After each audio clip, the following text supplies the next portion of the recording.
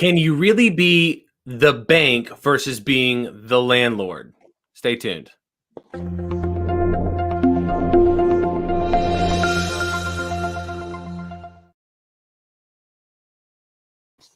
That is the question. You ever notice that banks happen to own the tallest buildings in the cities?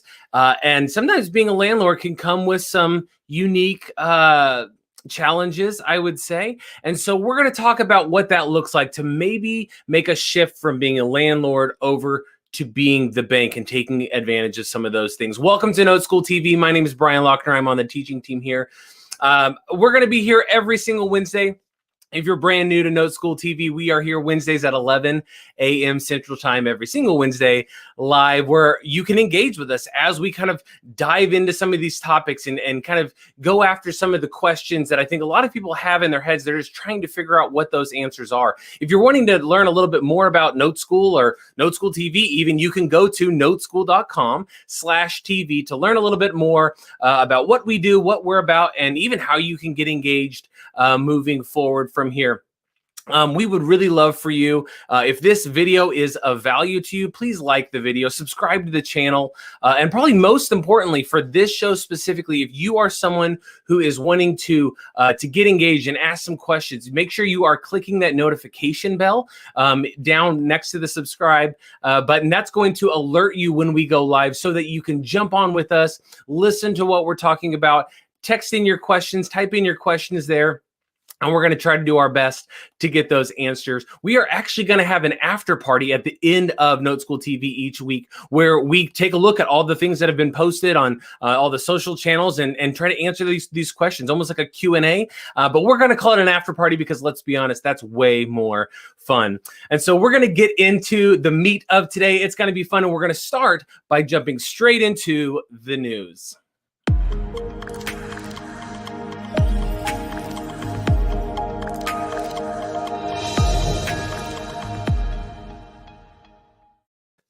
And I am joined here by Mr. Joe Varnador, and as he gets unmuted here, we will get him going. And how are you, Joe? You know what? I am great, Brian. How are you? I'm doing great, my man. What's going on in the market, man? Fill us in. What's going on in the news?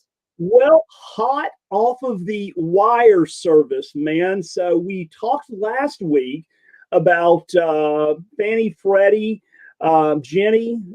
They extended the moratorium on foreclosures from the end of December, from the 31st of December, out to January 31st. Well, hot off the presses here, FHA, HUD, and the Federal Housing Finance Agency has just granted another extension, and they're extending that out to February 28th. So now we've gone from December 31st to January 31st, and now we're out at the end of February. So that is what does that mean? What does that mean for the average landlord? Well, for the average homeowner, what that means is foreclosures cannot be started, right? If it is a loan that is insured or guaranteed by one of the GSEs, the government-sponsored enterprises, and if it is a loan on a rental property that is not that is in that there's a loan from one of those agencies that extends that moratorium as far as being able to evict as well, right? So it literally is more pressure on the landlords out there. Mm-hmm.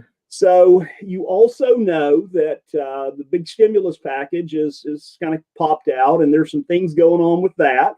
But the CDC, the Center for Disease Control, has also extended their moratorium out on evictions, and that's just basically CDC did that because of the COVID thing. And so, and in that package, there is another $25 billion to help those folks there. And then the big news, all right, as well, is that Zillow is predicting, Brian, a 21.9% annual growth in housing in 2021. Wow. Which is the biggest since 1983. Man. Now, that's just a prediction by Zillow, and the National Association of Realtors is kind of jumping on board that as well. But that is the news for this week. I love it. I love it. So tell us, what are we going to be talking about today? I already kind of gave a little bit of a teaser here, jumping straight into it. What do you got for us today, Joe? Well, I'll tell you what, we have two very special guests today. They are from Houston, Texas, Lois Meyer and Cynthia Sterling. They are two of our Rockstar NoteSchool members, and well, Brian, they were very big on the landlording thing, right? Okay. And, your teaser was, can you really be the bank versus being a landlord? And so Cindy and Lois joined NoteSchool back in January of this year before the lockdown, right? And so we've got a great case study where they do what we've been teaching them, right? They were landlords. They were interested in real passive income. So they had bought a property that was pretty trashed out that they were going to fix it and use it as a rental. But that was last fall. But after joining NoteSchool in January of this year, they decided, we really would start like to being the bank, right? So we're going to talk about that as we move forward. Let's bring Cynthia and Lois on, and maybe we'll bring on Mr. Eddie as well.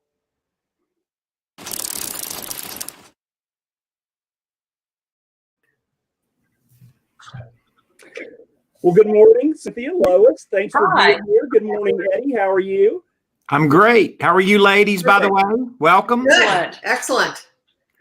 So you guys, we love you. We love what you've done. We love the spirit and everything that you guys bring to NoteSchool. Lois, you're a retired recruiter for a big national company. I think you retired last year, right? Yes, about that. And you're trying to get Miss Cindy here to retire as well, right?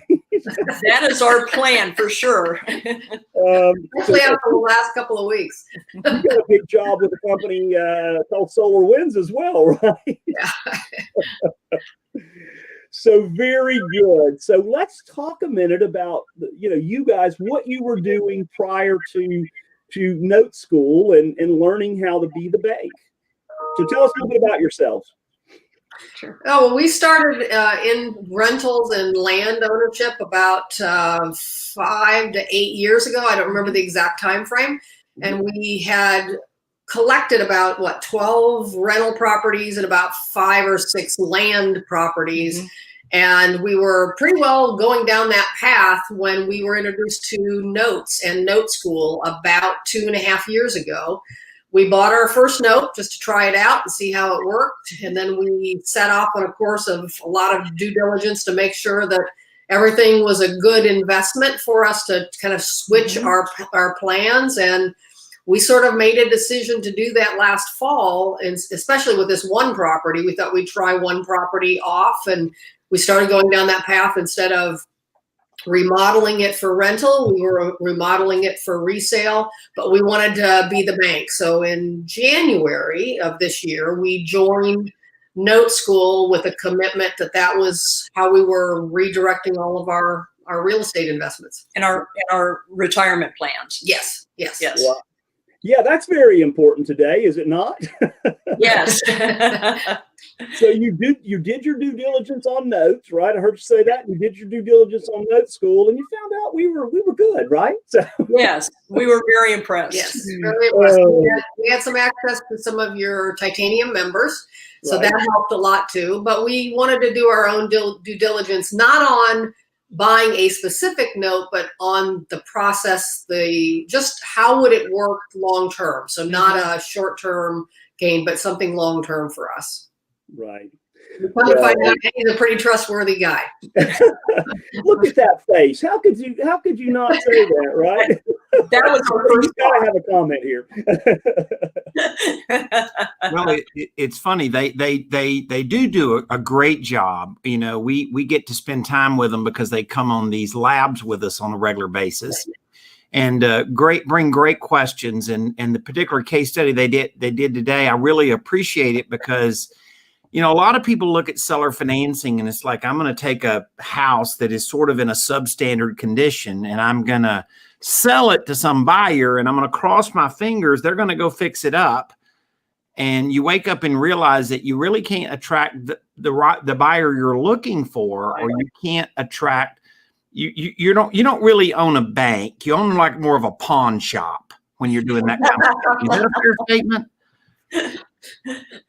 And so I really appreciate the fact that you ladies really listen to us and listen to the direction. So I'm interested in kind of like how you went through that process and what you needed to do to fix the house up, and what that sale of that property with seller financing looked like. Sure. We purchased the house for $58,250. Let's do this, and I'm gonna have, guys. I've got a PowerPoint here, so let's kind of run through that real quick.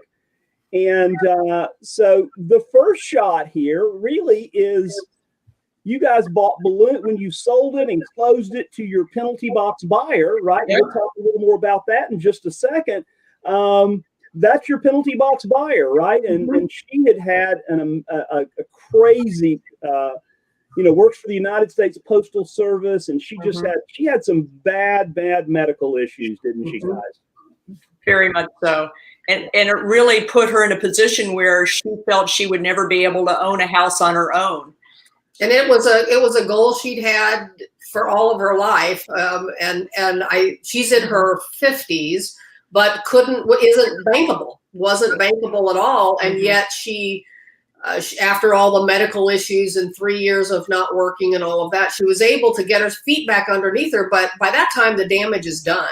Right. Credit score. And we were able to help her achieve her dream and have us begin to achieve ours, quite frankly.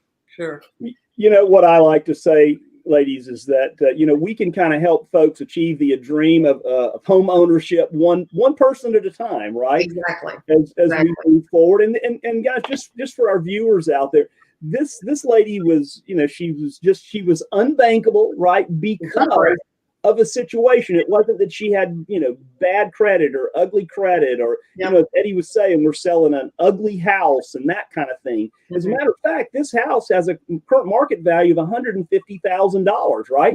Now it does, yes. Now it does. Right. Well, I know we were talking earlier and you said, well, it was pretty nasty. So let's talk just a little bit about this, right? As we kind of go through it. So here are the kind of the deal points, right? You guys, tell us a little bit about that. You had purchased this house and you were just going to rehab and fix it. And then that was kind of last fall, wasn't it?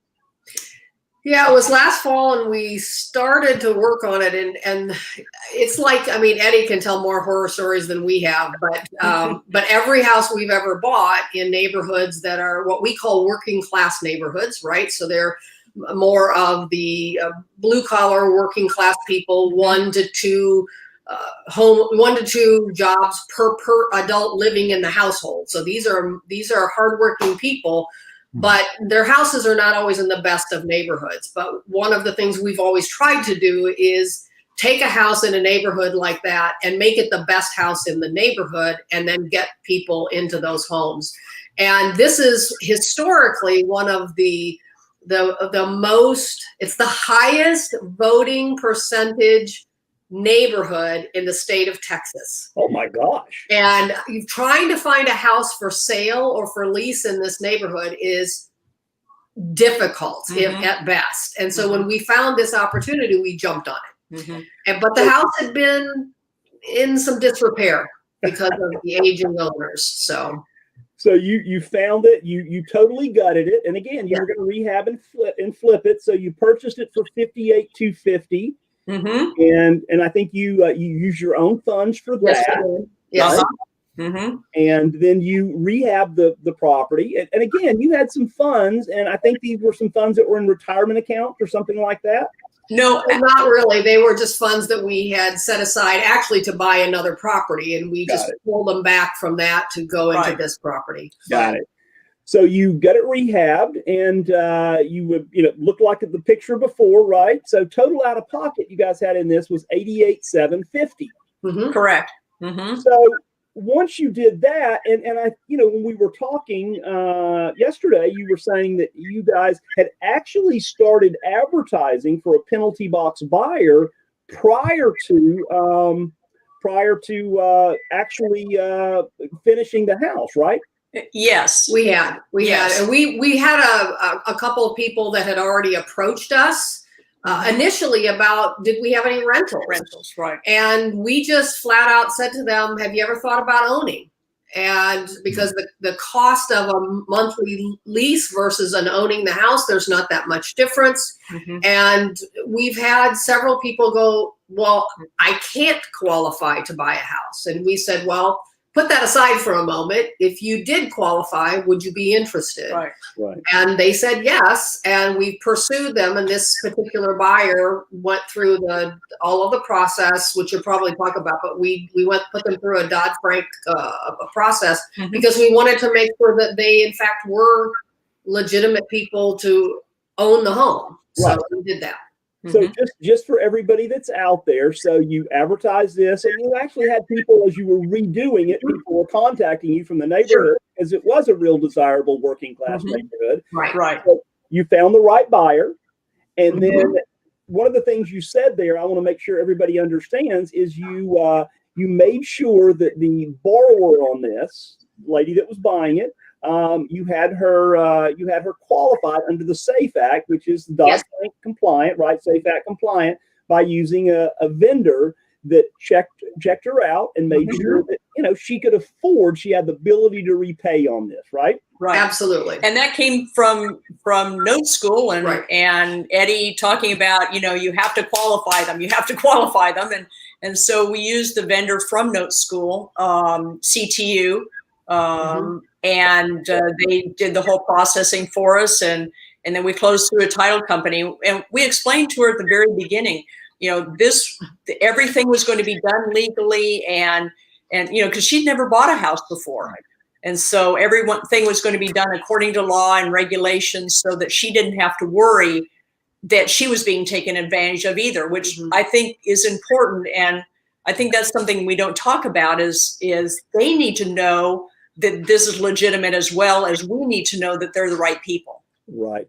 Well, it's like Eddie Speed says, right? He says, Joe, the loan that you don't make is not the one that'll keep you up at night. So you want to make sure that everybody's good, right? Right. Yes. Right. Yeah. So you sold it. So you guys had $88,750, and you were good with that, guys. You could have borrowed the money from a private lender, but you guys were good. You had some money that you wanted to deploy, so you were good with that. So your buyer had a small down payment, but that was okay, right? That was okay with you guys. That was your decision. It was our decision. We feel confident that we could have gone and gotten a more traditional penalty box buyer, that we could have asked for a higher down payment and all of that. But there's an element of not only this being a financially solid thing for us, but we also wanted to do a community and we're blessed enough to be in the jobs and the careers that we've had. And if we can help people one house at a time, we have this thing about helping one house on one street, on one block, in one neighborhood at a time, then we're good with probably not making as much as maybe somebody else might be making. But we're also, it's a business, and we absolutely want to run our business smart, but we also want to feel good about what we do. Well, and just so for our viewers out there, typically when we're selling to a penalty box buyer, we're going to get somewhere between 10 and 20% down. And the stats will show that, over the last several months, the average buyer has a 750 plus credit score, plus have been putting at least 19% down on the price here. So let's talk about this. So $145, $4,000 down. So you did seller financing of the $141 at 6.5%, which is a very good rate for this penalty box buyer, which made the payment $891 a month, principal and interest. Now she is escrowing the taxes. And Absolutely. That's kind of a requirement we have for our properties that we're doing that. Even the notes we're buying.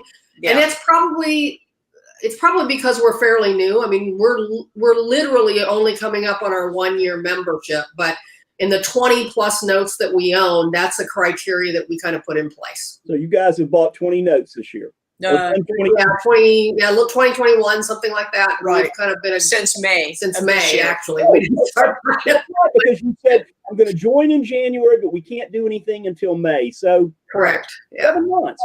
Very interesting. Yeah. Mhm. Yeah, and one point I wanted to make is you basically in your business called an audible.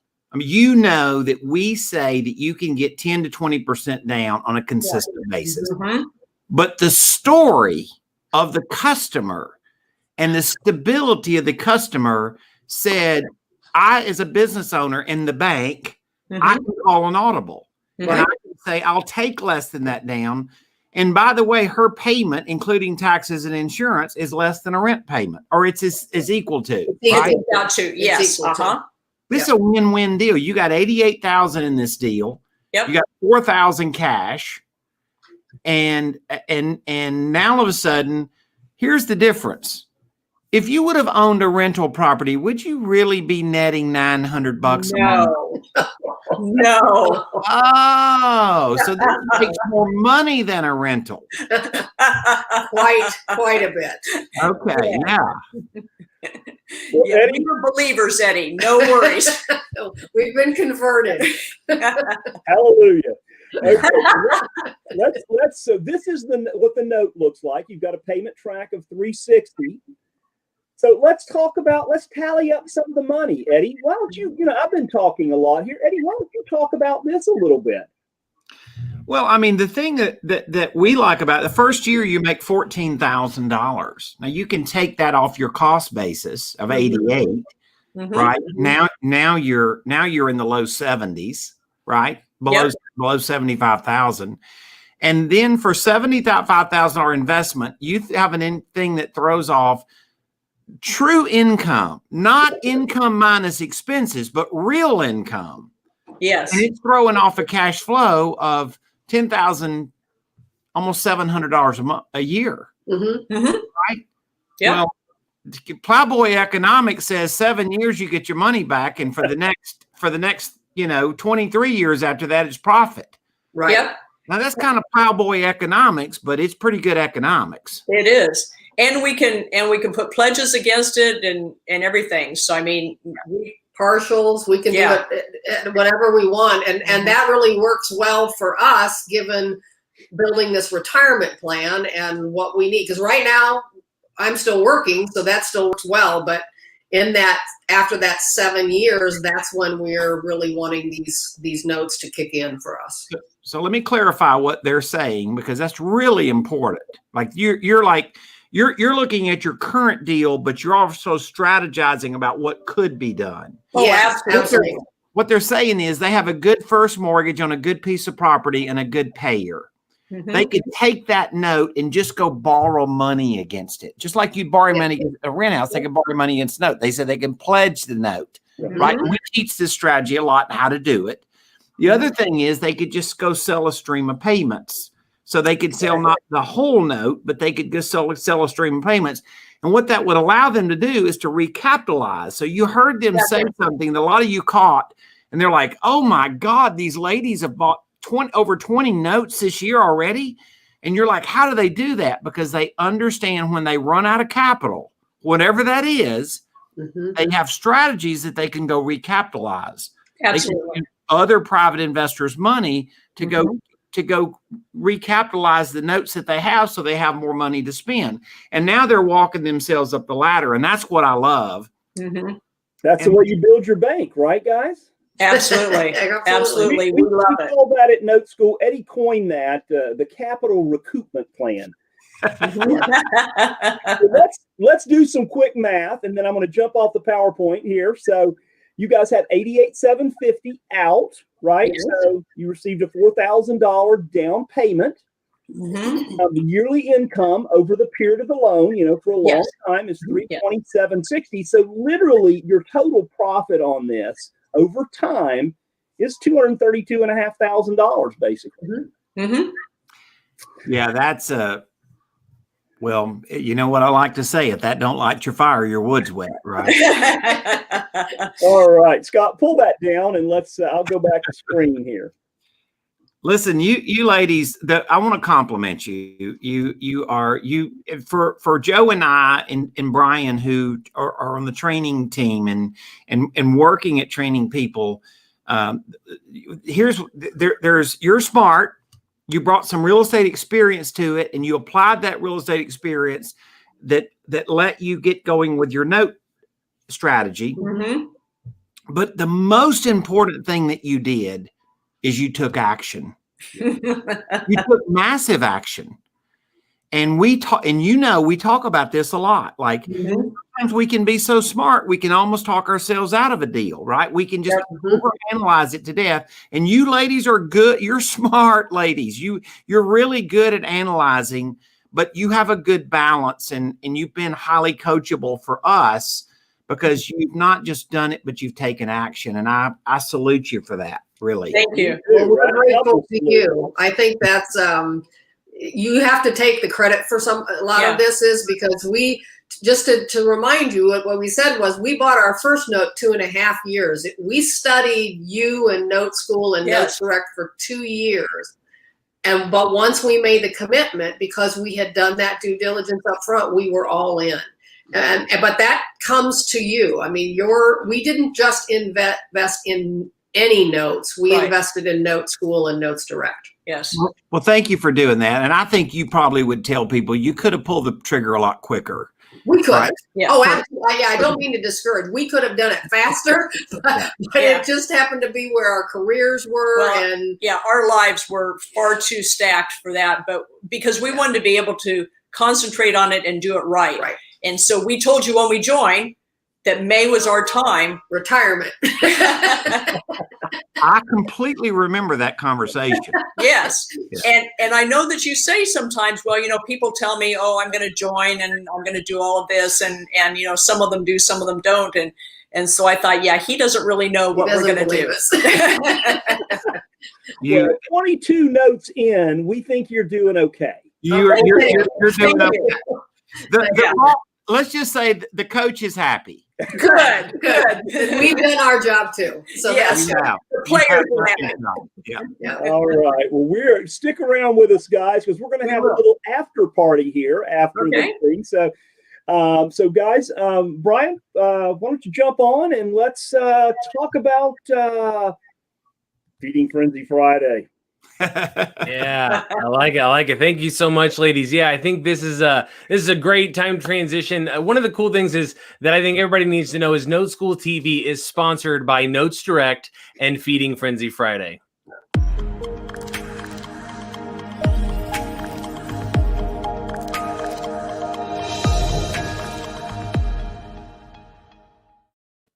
So each week we put together a little video kind of breaking down a note from Notes Direct on Feeding Frenzy Friday. You can go to NoteSchool YouTube channel. There's a playlist called Feeding Frenzy Friday. And if you're wanting to just learn more of the details and really learn how to master notes, that's a great place to get started.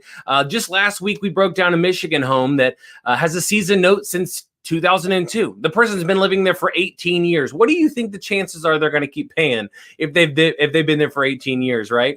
It had a $19,000 balance with a loan to value under 60%. So with a double-digit interest rate. So just really, really great stuff. And we kind of talk about the ins and outs and the pros and the cons of these notes to, again, help equip you better to learn how to buy something from Notes Direct and get a note in your portfolio. As always, we're going to be here on Wednesdays live at 11 a.m. Central Time so that we can dive into some of this content and get you more value for your business in this, in these market conditions. Make sure you are liking these videos, subscribe to the channel. And again, like I said at the beginning, click that notification bell, because what that does is that alerts you that, hey, we're live. And that allows you then to jump on and put in your questions and things like that, and engage with us, because we're going to have a little bit of a shindig here in a minute where we kind of go through some of those questions.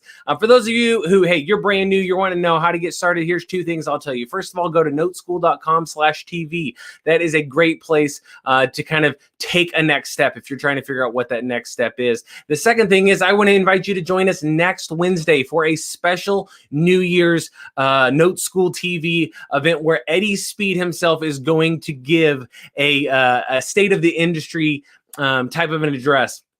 And so that kind of wraps us up for today. We're running a little bit out of time, but I tell you what time it is, Joe? It's time for the after party. So bring your questions.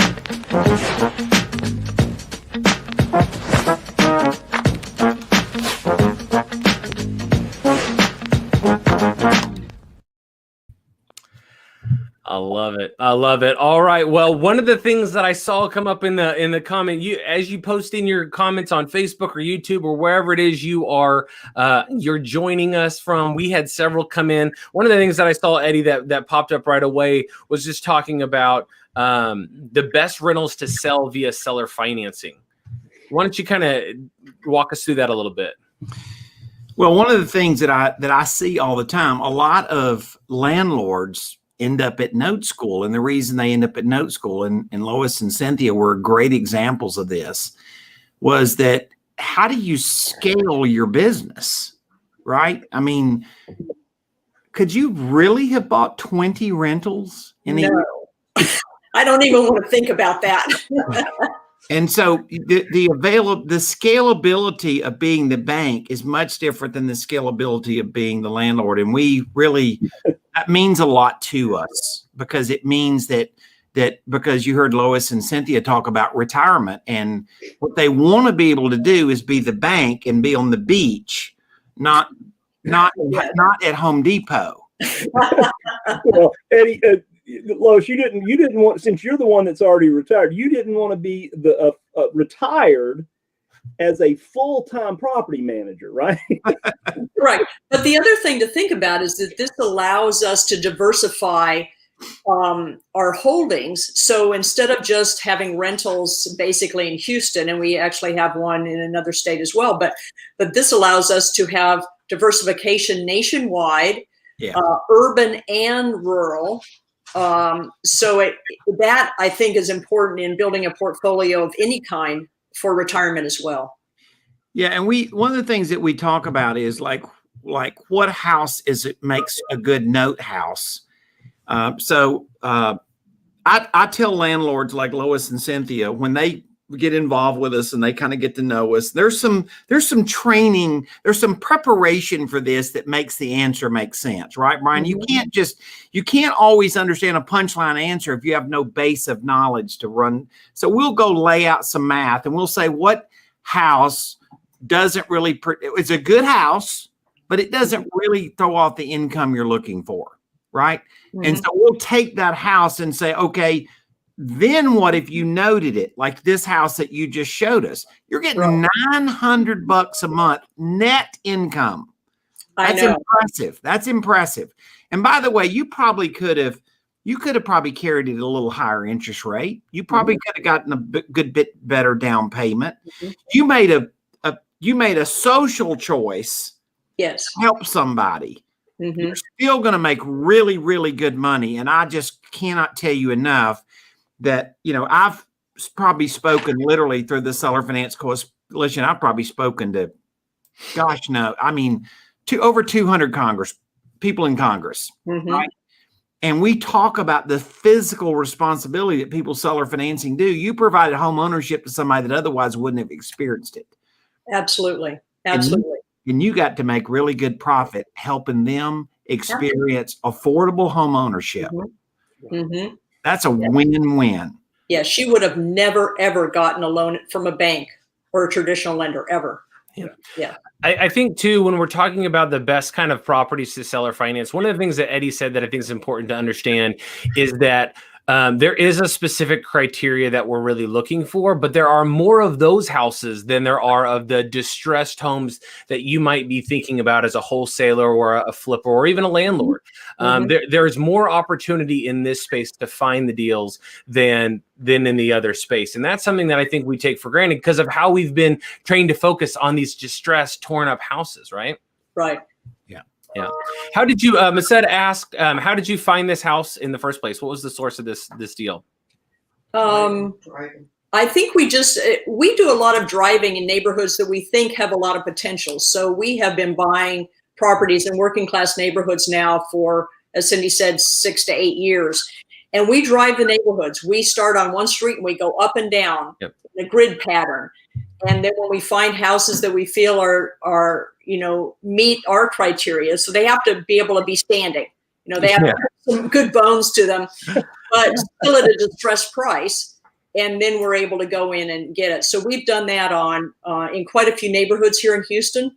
And like you've said, Eddie, you don't make money on rentals from the rent, but you can make money on the rentals from then selling them if you've bought in the right neighborhood. So we have purchased distressed properties in a lot of neighborhoods and lots, and we will be doubling and tripling our income on them just from the sale because of those locations.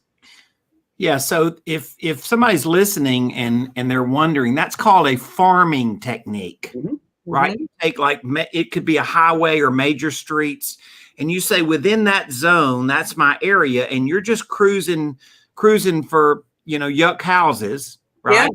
And or something that needs fixing, and that's called a farming technique. So it's kind of an old school technique. I don't know who you learned that from. I know some old guys in Houston have been buying houses a long time, but that you don't hear many modern day new guys in the business talking about that. But that's an old effective technique. Yeah. And kind of to the other side of the coin, there was a question about how did you find the buyer? How did you pick the buyer? I saw a theme there. And I will say this is really the other side of the coin. There's not a farming technique necessarily here because the people we're targeting, we call them penalty box buyers. We teach all about who they are, but this is the underserved part of the community. And here's a little fun fact for you. I did the math on this. This is $1 trillion marketplace of buyers, $1 trillion marketplace. There are more penalty box buyers, especially today, than there were this time last year. Absolutely. And so finding the buyer is not the hard part. You just need to kind of learn how to tailor in that criteria and then the marketing piece that Eddie teaches so well. So yes. Let me see. We got time for one more question here. This was about Eddie. You had mentioned talking about some of the difference between the rental cycle versus the owner finance cycle or the seller financing cycle, note cycle. Tell us a little bit about that before we wrap up here. Well, I think it's relevant to a couple of things. So the one thing that I say is that from 2015 to about 2019 or 20, we were in a market where you couldn't really go wrong buying property because it was going to have an escalation in value. And Joe, I totally got your headline a while ago about Zillow, and I hear a lot of other forecasting stuff. But let me just tell you this. I believe the next 5 years is going to be a lot more of a note cycle than a property is going to grow to the sky cycle, right? And the reason that I say that when a note cycle is really good is when there's a lot of people that otherwise could get a conventional mortgage that can't. They have a super big down payment and they're super qualified. And so we talk about this a lot, as far as the mortgage banking calls it the mortgage credit availability. And right now that is about 35% of the people that could get a mortgage in February can't get one today. So Lois and Cynthia can take a house and find a buyer with an inordinately high down payment. I know that their case study had, because of the variables we discussed, that particular case study wasn't as big a down payment. They can get 10 to 20% down. They can owner finance that buyer who otherwise would probably just gotten a regular mortgage back in January of 2020. January 2021, they can't do that. Right. Now all of a sudden you got a win-win. You made home ownership. That big down payment has let you get some money at closing, or it's reduced your cost basis. You can apply it however you want to. So you could even make theoretically some transactional money up front and money over time, just depending on what somebody's particular model is. So that's why I say that we've entered a note cycle. Is the market is so rich today to do seller financing. And then once again, Brian, the next piece of that puzzle is teaching people, once you end up with a bunch of notes, somebody says, oh, well, all my money's tied up. How do you go recapitalize them? Boom, boom, boom. You just keep climbing that hill and building your own bank. Hey, let me ask you a question. Would you rather be a landlord or the bank? That is it. Right? Yeah. Well, thank you so much, Lois and Cynthia. Thanks to Joe and Eddie. Another great NoteSchool TV. We will see you all next week. Again, stick around. We're going to be having these after parties. So join us. Hit that notification bell so that you know to join us, and bring your questions so that we can engage with you and have you on the show. We'll see you next week.